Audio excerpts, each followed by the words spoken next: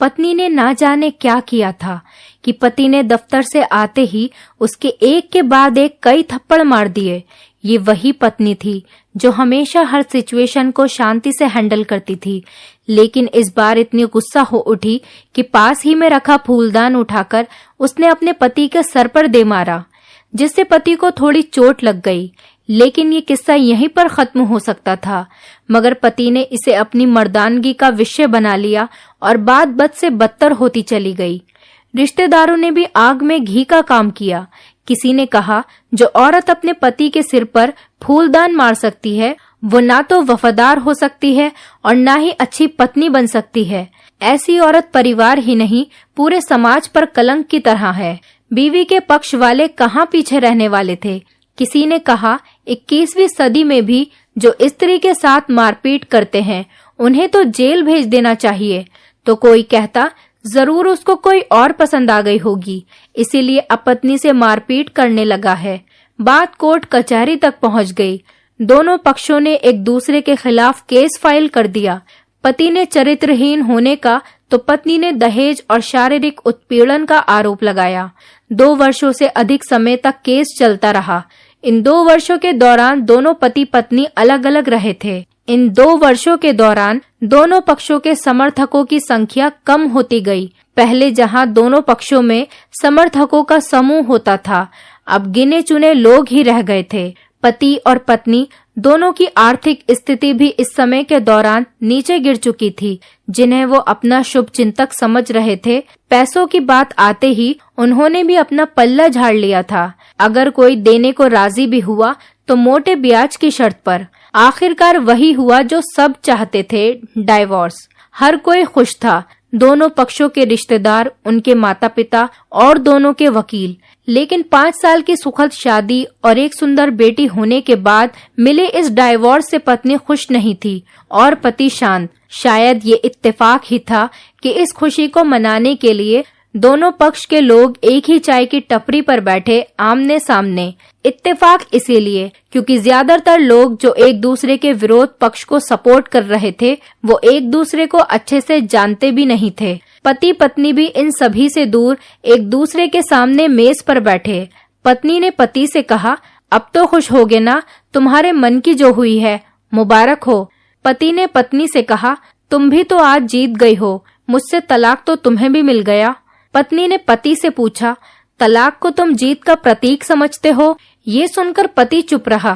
थोड़ी देर की शांति के बाद पति ने कहा, मुझे तुम्हें 5 लाख रुपए अभी और हर महीने 8,000 देने का आदेश है। अभी मेरे पास पैसे नहीं हैं, इसीलिए हमारा मतलब मेरा जो सिटी में फ्लैट है उसे तुम्हारे नाम कर देता हूँ। पत्नी बोली, लेकिन उस फ्लैट की कीमत तो 18 लाख की है। हाँ, लेकिन हमारी बेटी तुम्हारे साथ है और आगे जाके उसके खर्चे भी बढ़ेंगे, तुम्हें थोड़ी आसानी होगी। पति ने कहा। ये सुनकर पत्नी बोली, नहीं नहीं, मुझे सिर्फ 5 लाख ही देना और तुम हर महीने 8,000 तो देने ही वाले हो, मैं मैनेज कर लूंगी।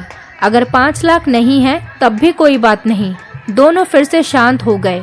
पति सोचने लगा, कितनी भोली और समझदार है ये औरत, जो कुछ समय पहले तक मेरी पत्नी थी और अब अनजान। ये वही है जो कम से कम खर्चे में घर चलाती और पैसे बचाकर मेरे जन्मदिन पर हमेशा मेरे लिए नए कपड़े खरीद लाती। कभी बीमार भी हो जाती तो पैसे बचाने के लिए मुझे मालूम न होने देती और घरेलू नुस्खों से अपना इलाज कर लेती। मगर घर में अगर कोई और बीमार होता तो तुरंत उसे डॉक्टर के पास लेकर जाती। मेरी ही मति मारी गई थी। मैं ही अपनी झूठी मर्दानगी के चक्कर में इतनी बड़ी गलती कर बैठा। पत्नी के दिमाग में भी उथल पुथल चल रही थी। अभी भी वैसा का वैसा ही है। पहले भी खुद से ज्यादा हमारे बारे में सोचता था और अब भी वही कर रहा है। ये वही आदमी है जो मुझे एक्सीडेंट से बचाने के लिए खुद मोटरसाइकिल के आगे कूद पड़ा था और अपनी उंगली तुड़वा बैठा था। पता नहीं कौन सी मनहूस घड़ी में मैं झगड़ा कर बैठी। पति ने मौन तोड़ते हुए पूछा, अब तुम्हारे कमर का दर्द कैसा है? पत्नी हल्का सा मुस्कुराई और बोली, अभी भी होता है, अब तो पेट में भी दर्द रहता है। वो तो होगा ही, तुम योगा या कसरत भी तो नहीं करती हो। अब किसी अच्छे गायनेकोलॉजिस्ट को जरूर दिखा लेना, पति ने कहा। पत्नी ने पति से पूछा, तुम बताओ तुम्हारा अस्थमा कैसा है अब? क्या अब भी दौरे पड़ते हैं? हाँ, पढ़ते हैं पहले से ज्यादा, क्योंकि अक्सर इनहेलर भूल जाया करता हूँ। याद दिलाने के लिए तुम जो नहीं हो अब, पति बोला।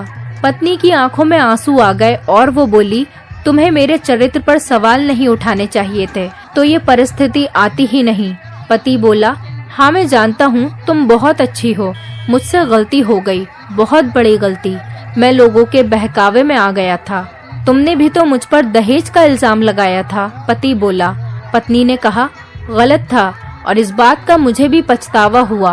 पति कुछ कहना चाह रहा था लेकिन हिचकिचा रहा था। पत्नी ने पूछा, कुछ कहना चाहते हो?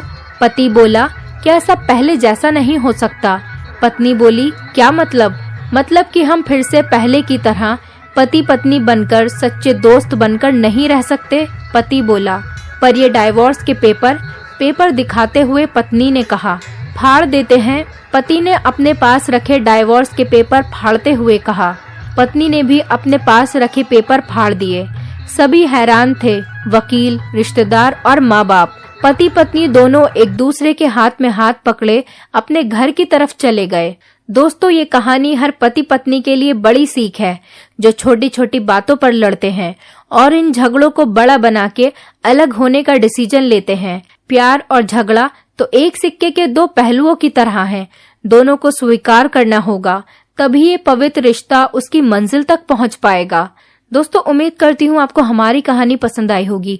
अगर कहानी पसंद आई है तो वीडियो को लाइक करें, चैनल पर नए हैं तो चैनल को सब्सक्राइब करें और हाँ, नोटिफिकेशन बेल को जरूर दबाएं ताकि अगली अपडेट सबसे पहले आपको मिले।